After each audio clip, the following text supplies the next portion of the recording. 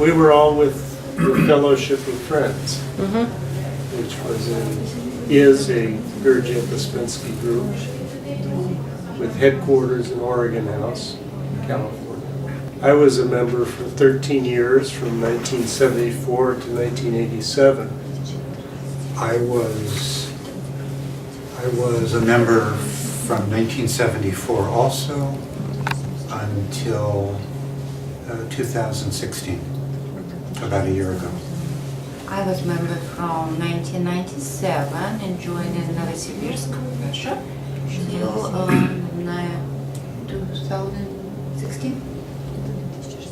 Of the same Fellowship of Friends. Yeah.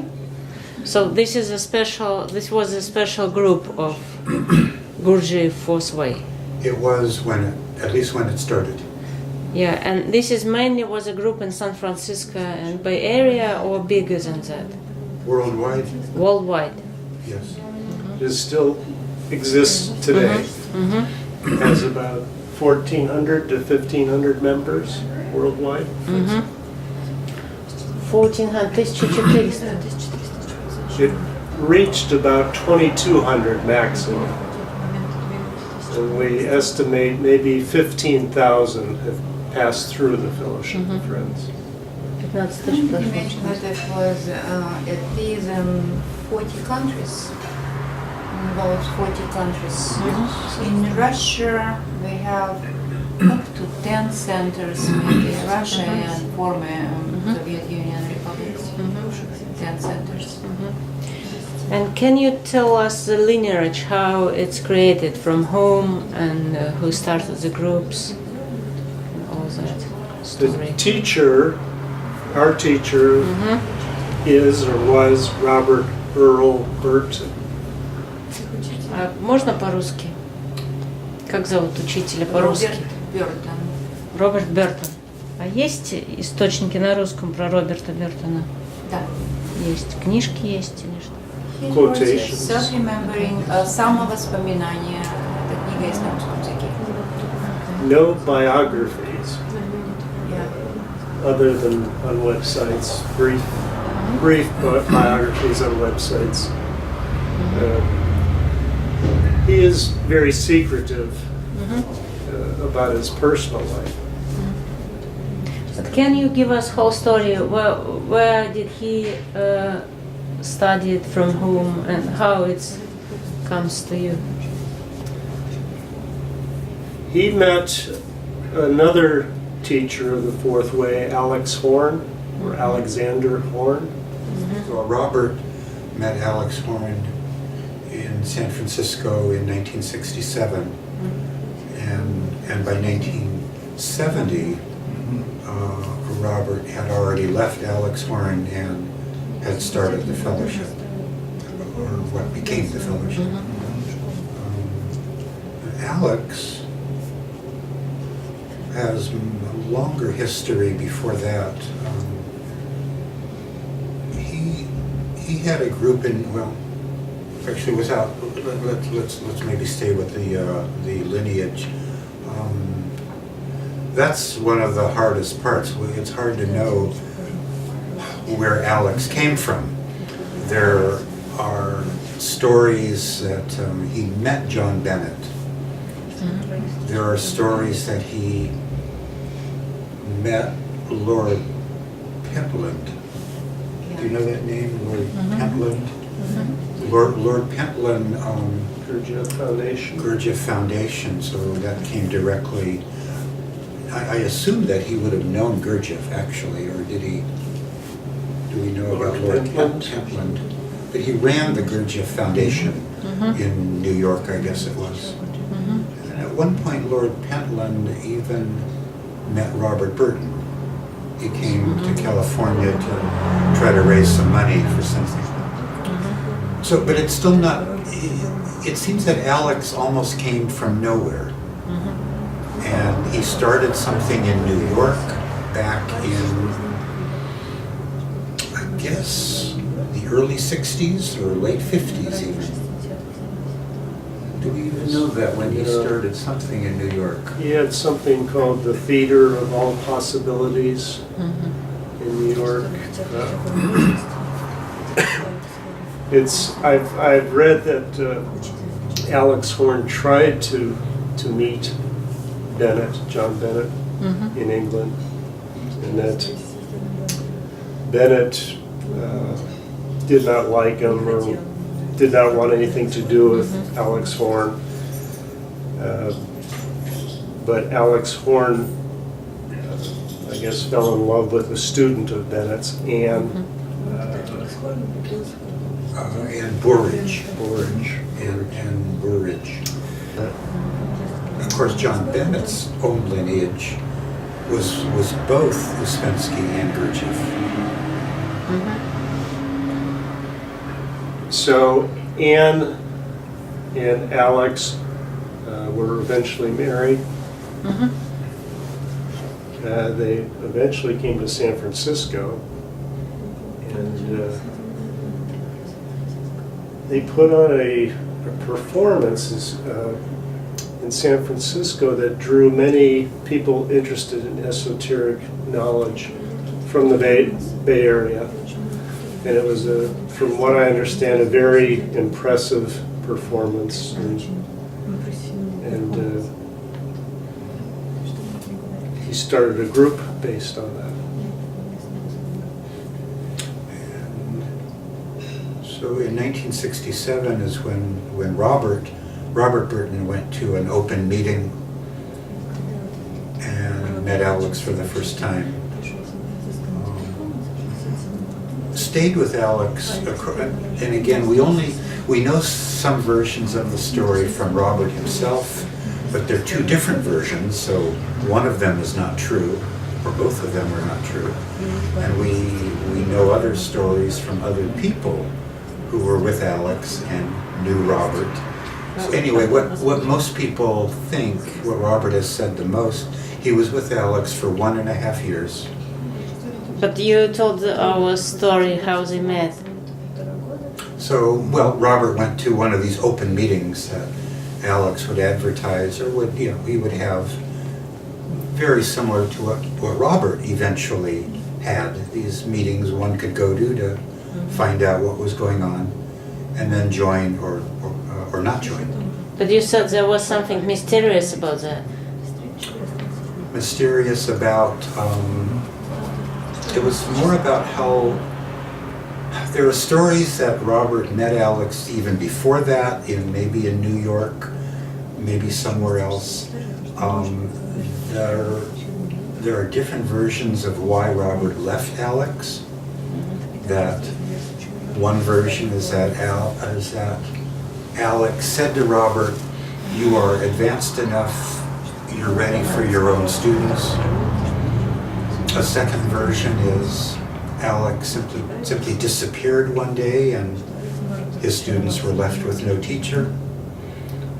And a third version is that Robert was thrown out of the group for violating a personal task. And do you know Robert personally? Yes. And what his story was from this? The story he was telling most recently was that Alex suddenly left everyone. Suddenly left, and there they were without a teacher in 1969.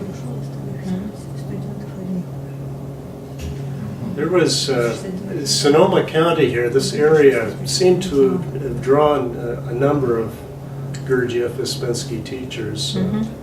Just in the area where I live on Sonoma Mountain, where there's the Sonoma Mountain Zen Center now, the properties adjacent were once owned by Alex and Ann Horn, and right next to that was Robert DeRopp, who was a teacher who followed Uspensky more than Gurdjieff, and had a very small group. Ну, каждый привносит чуть-чуть своего, конечно, себя. И поэтому мы, конечно, учением, но и нам интересно, вот как оно продвигалось, через каких людей, какими маршрутами.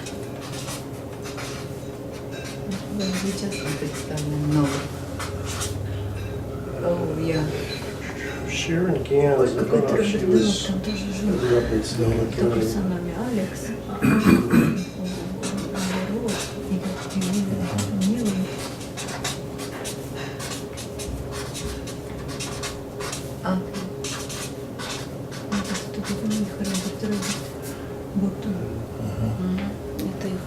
Thank you.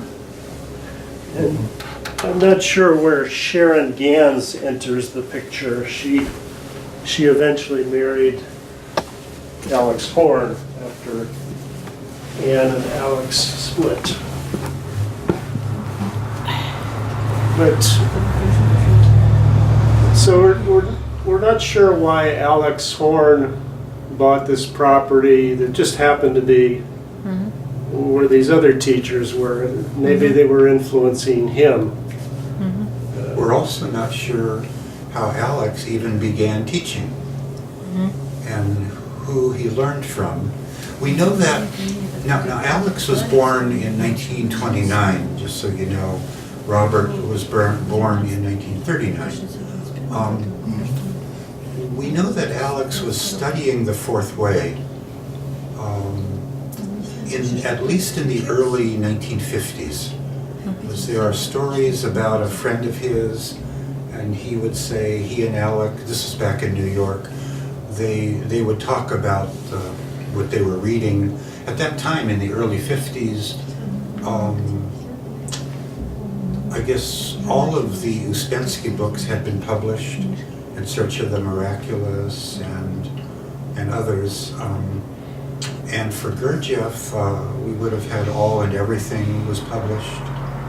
And so anyway, Alex was certainly into learning the Fourth Way, what we're calling the Fourth Way. I personally like to call it the system of Gurdjieff. I don't, the Fourth Way to me means something else. It doesn't really refer to this system of knowledge or system of awakening. And what's happened with Alex next? He starts a group in New York. Yeah. He starts a group in New York. And I guess if you want, we have some detail. He was forced to run from New York as fast as possible to avoid being arrested. And then he may go into Sonoma County. Well, Alex Horn had, his meetings were in San Francisco. His performances were in San Francisco. But on the weekends, he had his followers come to Sonoma County to work on a ranch in a vineyard. His methods were quite severe, according to his followers. There were people would fight and beat each other, and all kinds of physical work, almost maybe in the tradition of Gurdjieff. I don't know. It was certainly not in the tradition of Uspensky, and It's more like a Zen tradition, what I've read about Zen in Japan from a few hundred years ago, that certain teachers, they would use physical violence, and the students would know that. They would know they were going to be hit with a stick, or they would be beaten in one way or another. And Alex seems to have used that. And he would train his older students in that technique. And then he would have he would simply say, you and you fight each other right there in front of everyone else. Fight seriously. And by all accounts, Alex Horn was a very, very physically fit person, and he was as strong as anyone. He didn't know fear. He would fight with anyone. And what's happened to him finally? Well, he passed away. 2009, 10, to 12 maybe. What he did between? Well,